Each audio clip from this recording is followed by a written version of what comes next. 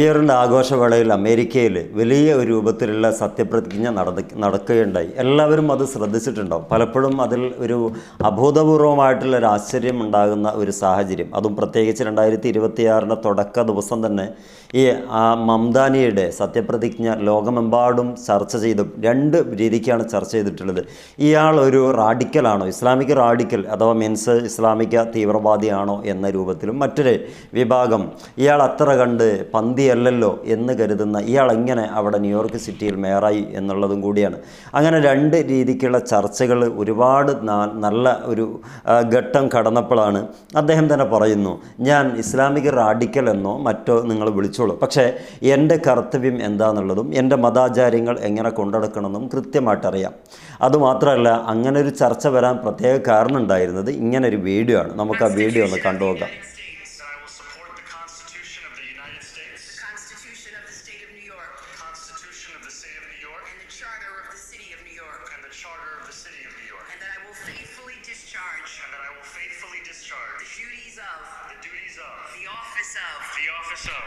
എന്താ ഇയാൾ ചെയ്തതെന്ന് വെച്ചാൽ, ഒരു കൈ അഥവാ വലത്തേ കൈ എടുത്തിങ്ങനെ കാണിക്കുകയും ഇടത്തേ കൈ മറ്റൊരാളുടെ ആ കയ്യിലുള്ള വിശുദ്ധ ഖുർആൻ്റെ മുകളിൽ ഇങ്ങനെ വെക്കുകയും ചെയ്തു. ഒരു കൈ സദസ്യരെ കാണിച്ചുകൊണ്ട് ഇങ്ങനെ പറയുന്നു, ഈ മംദാനിയുടെ സത്യപ്രതിജ്ഞ വളരെ വിചിത്രമായിരുന്നു എന്ന് പറയുന്നിടത്ത് ഈ കാര്യം വളരെ രസകരമായി അവതരിപ്പിക്കുന്ന ഒരുപാട് നമ്മുടെ ഈ എഴുത്തുകാരുണ്ട്. അതിൽ പറയുന്നത്, ഒരു മുസഹഫല്ല 2 മുസഹഫുകളാണ് അദ്ദേഹം കൈവച്ചത്. അദ്ദേഹം കൈവച്ചിട്ടുള്ള 2 മുസഹഫിൻ്റെ മുകളിൽ ഇങ്ങനെ കൈവച്ച് മറ്റൊന്ന് ഇങ്ങനെ കാണിച്ചുകൊണ്ട് ഈ സത്യപ്രതിജ്ഞ ഏറ്റു ചൊല്ലുമ്പോൾ അദ്ദേഹത്തിൻ്റെ മുഖത്തിൻ്റെ തിളക്കം വല്ലാത്ത ഒന്നായിരുന്നു. മാത്രമല്ല, അദ്ദേഹം പറയുന്നു, ഇതെല്ലാം കഴിഞ്ഞിട്ട് അദ്ദേഹം പറയുന്നൊരു കാര്യമുണ്ട്, നിങ്ങൾ എന്നെ ഒരു പക്ഷേ ഇങ്ങനെ ഒരു സംഭവം ചെയ്തതുകൊണ്ട് റാഡിക്കൽ എന്നോ അല്ലെങ്കിൽ മത തീവ്രവാദി എന്നോ ഒക്കെ വിളിക്കാം. നിങ്ങളെങ്ങനെ വിളിച്ചാലും എന്നെ സംബന്ധിച്ചിടത്തോളം ഒരു പ്രശ്നമില്ല.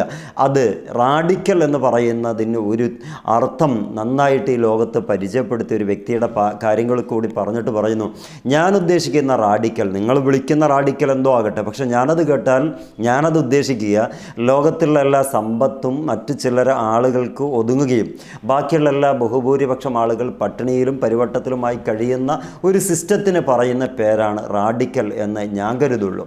എന്നാൽ മുസ്ലിമിൻ്റെ എല്ലാ ദിനചര്യകളും എൻ്റെതായ രീതിക്ക് ഞാനത് ചെയ്ത് മുന്നോട്ട് പോകും. എൻ്റെ മുസ്ലിം പള്ളികളിൽ ഞാൻ പോകും, പ്രയർ നടത്തും, കാര്യങ്ങളൊക്കെ ചെയ്യും. എൻ്റെ പേഴ്സണൽ കാര്യങ്ങളിൽ നിങ്ങൾ ഇടപെടേണ്ടതില്ല. ഇനി ഞാൻ ഏറ്റെടുത്തിട്ടുള്ള ഈ ഉത്തരവാദിത്തം കൃത്യമായി നിർവഹിക്കും. ന്യൂനപക്ഷ രാഷ്ട്രീയം ഞാൻ പറയും. അതേപോലെ തന്നെ ഭീകരമായ അന്തരീക്ഷം ഉണ്ടാക്കിയെടുക്കുന്ന ഇവിടുത്തെ സാമ്പത്തിക വിദഗ്ധരായിട്ടുള്ള ആളുകൾ ഈ ന്യൂയോർക്ക് സിറ്റിയുടെ പിടിമുറുക്കി കഴിഞ്ഞ ചില ഇടങ്ങളിലൊക്കെ ഞാൻ നന്നായിട്ട് ഇടപെടും. ഇവിടുത്തെ ന്യൂനപക്ഷ ആളുകൾക്ക് വേണ്ടി എല്ലാവിധ സംഭാവനകളും എൻ്റെ സംവിധാനത്തിനുള്ളിൽ കൊണ്ടുവരും. മാത്രമല്ല, ഇവിടെ ആരുതാലയങ്ങൾ അഥവാ ഹോസ്പിറ്റലുകൾ ഒന്നുകൂടിയും പുനർക്രമീകരിക്കും. ഇൻഷൂറിൻ്റെ ഒരു വലിയ ലോകമാണ്, അവിടെ ക്രമീകരിക്കപ്പെടും. അതുപോലെ ജോലിക്ക് പോകുന്ന ആളുകളുടെ കുട്ടികളെ വളർത്തിക്കൊണ്ടുവരാൻ ഡേ കെയർ എന്നോ അല്ലെങ്കിൽ അവരുടെ പറ്റു വളർത്തുന്ന വ്യത്യസ്തമായിട്ടുള്ള കെയറിങ് യൂണിറ്റുകൾ തുടങ്ങും എന്നൊക്കെ വളരെ വലിയ കോൺഫിഡൻറ്റോടുകൂടെ പറയുന്നു. പക്ഷേ അതൊക്കെ ചർച്ചയിൽ വരാതെ കൈവച്ചത് മുസഹഫിൻ്റെ മുകളിൽ ആയിപ്പോയല്ലോ എന്നത് മാത്രമാണ് ആളുകൾക്ക് ദഹിക്കാതെ പോയത്. അവിടെയാണ് നമ്മളൊന്ന് തിരിച്ചറിയേണ്ടത്. നമ്മുടെ ഈ ബുദ്ധി എന്ന് പറയുന്നത് ആദ്യം എന്താണോ നമ്മൾ ഓരോരുത്തരെയും കുറിച്ച് മനസ്സിലാക്കി കൊടുത്തത് അതിനനുസരിച്ചായിരിക്കും ആ ബുദ്ധി പിന്നെ അയാളെ കാണുമ്പോൾ, ആ വസ്തുവിനെ കാണുമ്പോൾ, ആ ഗ്രന്ഥത്തെ കാണുമ്പോൾ ഒക്കെ തോന്നിപ്പോവുള്ളൂ.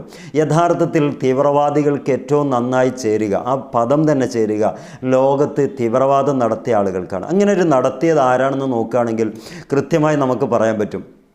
ഞാൻ പറയാതെ തന്നെ നിങ്ങൾക്കറിയായിരിക്കും. അമേരിക്കയല്ലേ കൂടുതൽ ആളുകളെ കൊന്നത്, ഹിറ്റ്ലറല്ലേ കൂടുതൽ ആളെ കൊന്നത്, മൊസോളനിയല്ലേ ആളുകളെ കൊന്നത്, ഇങ്ങനെ ഒരുപാട് ആളുകളെ നമുക്ക് അറിയാലോ. അവിടേക്കൊന്നും ചേരാത്തൊരു പേര് എന്തുകൊണ്ട് ഇങ്ങോട്ട് വെച്ചു?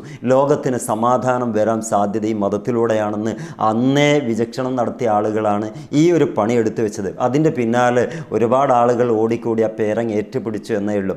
അതിൻ്റെ അവസാന ഘട്ടം, അതിൻ്റെ അർത്ഥത്തെക്കുറിച്ച് വിശാലമായി സംസാരിക്കാൻ ഈ മംദാനിക്ക് സാധിക്കുന്നുണ്ടെങ്കിൽ അതൊരു നിയോഗമാണ്. അത് നമ്മൾ അങ്ങനെ മനസ്സിലാക്കണം. ഇനി ഒന്നും മിണ്ടാതിരിക്കുന്നവനെ തീവ്രവാദിയെന്നും എല്ലാ അരാജകത്വം നിർവഹിക്കുന്നവനെ എല്ലാം കൊണ്ടും തികഞ്ഞവനാണെന്നും പറയുന്ന അങ്ങനെ ഒരു കാലഘട്ടത്തിലാണ് നമ്മൾ ജീവിക്കുന്നത്. സത്യം നമ്മുടെ മൈൻഡ് സെറ്റ് ഒന്ന് മാറ്റിയാൽ മതി സുഹൃത്തുക്കൾ. അത്രയേ ഉള്ളൂ. കാര്യങ്ങൾ എളുപ്പത്തിൽ തിരിയും. ഇവിടെ അമേരിക്ക എന്ന് പറയുന്ന രാജ്യം എന്ത് ധർമ്മമാണ് നടത്തിക്കൊണ്ടിരിക്കുന്നത്? വെനിസ്വേല പാവങ്ങളുടെ രാജ്യം പിടിച്ചടക്കാൻ വേണ്ടി പോയി. അതിൻ്റെ ഉള്ളടക്കങ്ങൾ വളരെ വലുതാണ്. അതേപോലെ പാകിസ്ഥാനിൽ പോയി, അഫ്ഗാനിസ്ഥാനിൽ പോയി കുറേ യുദ്ധങ്ങളൊക്കെ ചെയ്തു നോക്കി. സിറിയയിൽ പോയി, എന്താ അവിടെ നേടിയത്? ഇറാഖിൽ പോയി സദ്ദാം ഹുസൈൻ്റെ കയ്യിൽ അണവായുധമുണ്ട് എന്ന് പറഞ്ഞിട്ടാണ് പോയത്. എന്ത് കിട്ടി? അത് ഞങ്ങൾക്ക് കിട്ടിയ ഇൻ്റലിജൻസ് റിപ്പോർട്ട് റോങ് ആയിരുന്നു എന്ന് അവസാനം പറഞ്ഞു വെച്ച് സ്റ്റേറ്റ്മെൻറ്റ് ഇറക്കി തടി തപ്പിയതല്ലേ ഈ അമേരിക്ക? അവിടെയല്ലേ നമ്മൾ പറയേണ്ടത് തീവ്രവാദി, റാഡിക്കൽ എന്ന് പറയേണ്ടത്? എന്താണ് നമ്മളൊക്കെ ഒന്ന് മനസ്സിലാക്കേണ്ടത്? ഇതൊക്കെ ആരോടോ ചോദിച്ച് പഠിക്കാനുണ്ടോ? സ്വന്തത്തിൽ നിന്ന് മനസ്സിലാക്കാനല്ലേ ഉള്ളൂ. ഇത് പറയുന്നത് മറ്റൊന്നും കൊണ്ടല്ല, ഈ ലോകം എത്രമേൽ വികസിച്ചാലും സത്യം സത്യമായി നിലനിൽക്കുക തന്നെ ചെയ്യും. അതാണ് മംദാനിയിലൂടെ ഇപ്പോൾ കാണുന്നത്. മംദാനിക്ക് ഒരു പ്രശ്നവുമില്ല. അദ്ദേഹം പറയുന്നത് എൻ്റെ നിയോഗം എന്താണോ അത് രാഷ്ട്രീയപരമായിട്ട് ഒരു പ്രയാസമില്ലാതെ ഞാനിത് കൊണ്ടുപോകും. എന്നാൽ എൻ്റെ ഈ പ്രവർത്തനങ്ങൾ കണ്ടിട്ട് എന്നെ റാഡിക്കൽ എന്നാണ് വിളിക്കുന്നത്. നിങ്ങൾ വിളിക്കുന്നത് തീവ്രവാദി എന്ന അർത്ഥത്തിനാണെങ്കിൽ ഞാൻ ആ വേർഡിനെ മറ്റൊരർത്ഥത്തിലേക്ക് കൊണ്ടുപോകും. ഒരു മഹാൻ പറഞ്ഞതുപോലെ, എന്താ റാഡിക്കൽ? അദ്ദേഹത്തിൻ്റെ പേര് കൂടി അതിൽ പറയുന്നുണ്ട്. അദ്ദേഹം പറയുന്ന വാക്കായിട്ട് റാഡിക്കലിന് ഒരു അർത്ഥം കൊടുത്തത് സമ്പത്തൊക്കെയും കുറഞ്ഞ ആളുകൾക്ക് ചുരുങ്ങുകയും ബാക്കിയുള്ള ആളുകൾ പട്ടിണി പാവങ്ങളായിട്ട് നട്ടം തിരിയുകയും ചെയ്യുന്ന ഒരു സിസ്റ്റം വന്നു കഴിഞ്ഞാൽ അതിനൊക്കെ റാഡിക്കൽ എന്ന് പറയണം എന്ന് പഠിപ്പിച്ച ഒരു ഗുരുവുണ്ട്. ആ ഗുരുവിൻ്റെ അർത്ഥമേ ഞാൻ എൻ്റെ മൈൻഡിൽ കയറ്റുള്ളൂ. അവിടെ നിങ്ങൾക്ക് എന്തും വിളിക്കാം, ഒരു കുഴപ്പമില്ല. പിന്നെ നിങ്ങളുടെ ആ മൈൻഡ് സെറ്റ് ഒന്ന് മാറ്റിയാൽ നമുക്ക് സുന്ദരമായിട്ട് ഈ രാജ്യത്തെ, ഈ നാടിനെ പടുത്തുയർത്തിക്കൊണ്ടുവരാം. എത്ര കോൺഫിഡൻസ് ഉള്ള വാക്കുകളാണ്. അതുകൊണ്ട് ഇനിയും അങ്ങേയറ്റം ബ്ലൈൻഡായിട്ട് ഈ റാഡിക്കൽ എന്നൊക്കെ വിളിക്കുന്ന ആളുകൾ ഒന്ന് ചിന്തിക്കുക, മാറിയിരുന്ന് ചിന്തിച്ചാൽ മതി. എന്താണ് ഈ ലോകത്ത് നടന്നുകൊണ്ടിരിക്കുന്നത്? ആരെയാണ് നമുക്കിതിലേക്ക് കോർത്തിണക്കി പേര് ചാർത്തി കൊടുക്കേണ്ടത്? സത്യത്തിൽ എന്താണ് പല പേരുകൾ ചാർത്തിക്കൊടുത്ത് മുസ്ലിമിൻ്റെ പേര്, ഇസ്ലാമിൻ്റെ പേര് എന്നൊക്കെ പറഞ്ഞിട്ട് IS ഒക്കെ കൊണ്ടുവന്നത് ആരാ? പിൽക്കാലത്ത് മനസ്സിലായില്ലേ? അത് പേരുകളൊക്കെ ബഗ്ദാദി എന്നൊക്കെ പറയുമ്പോൾ നമ്മൾ ആരോ മുതുമുത്തച്ഛനാണെന്നൊക്കെ തോന്നിപ്പോവും. സത്യത്തിൽ ഇതൊക്കെ മറ്റുള്ളവരുടെ കളിപ്പാവകളായിരുന്നു. അതൊക്കെ ചരിത്രം തുറന്ന പുസ്തകം പോലെയല്ലേ? അവിടെ ദയവ് ചെയ്ത് ഇത്തരം കളിയാക്കലുകൾ, ഇത്തരം പേര് ചേർത്തലുകൾ ആർക്കും യോജിച്ചതല്ല. ഇനിയെങ്കിലും നമ്മൾ ചരിത്രം പഠിക്കുക, എന്നിട്ട് കാര്യങ്ങളൊക്കെ ഒന്ന് കൂടുതൽ മനസ്സിലാക്കുക. ആർക്കാണോ വെച്ച് കൊടുക്കേണ്ട പേര് യോജിച്ചവർക്ക് കൊടുക്കുക. അങ്ങനെ യോജിച്ചതാണെങ്കിൽ പ്രഥമ ദൃഷ്ട്യാ നമുക്ക് മനസ്സിലാവും അമേരിക്കയാണ് ലോകത്തെ ഏറ്റവും വലിയ തീവ്രവാദി. ദെൻ അവരുടെ കൂട്ടിക്കൊടുപ്പുകാരായിട്ടുള്ള ഇസ്രായേലുമാണ്. കാരണം അവർ ഗസയിലെ കുഞ്ഞുങ്ങളെ കൊന്നുകളഞ്ഞു. സത്യത്തിൽ 1947 ഇവർക്ക് രാജ്യം ഉണ്ടായിരുന്നു ഇല്ലല്ലോ.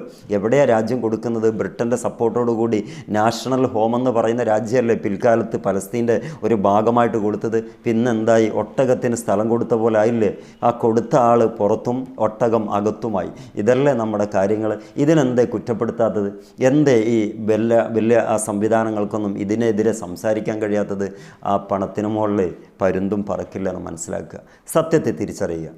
മറ്റൊരു വീഡിയോയിൽ കാണാം. എല്ലാവർക്കും നന്ദി.